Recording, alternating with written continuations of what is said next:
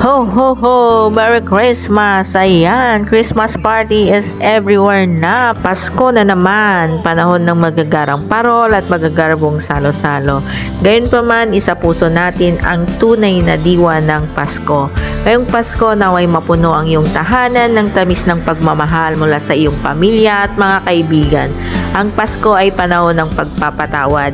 Kalimutan natin ang mga di pagkakaunawaan ngayong Pasko. Ngayong Pasko, sana mapuno ang iyong puso ng kapayapaan. Ayan, grabe, ang sasarap ng mga pagkain. Siyempre, taon-taon, pag malapit na ang Christmas, may mga Christmas party tayo sa ating pamilya, kamag-anak at mga kaibigan that brings us together to celebrate the holidays and the blessings of the year. Merry Christmas everyone! Insert na lang ni guys. Ayan, natatakam ako sa sarap ng mga pagkain handa ninyo ngayong Christmas party niyo. Nakakaingit guys. Ayan, Merry Christmas and Happy New Year! Enjoy!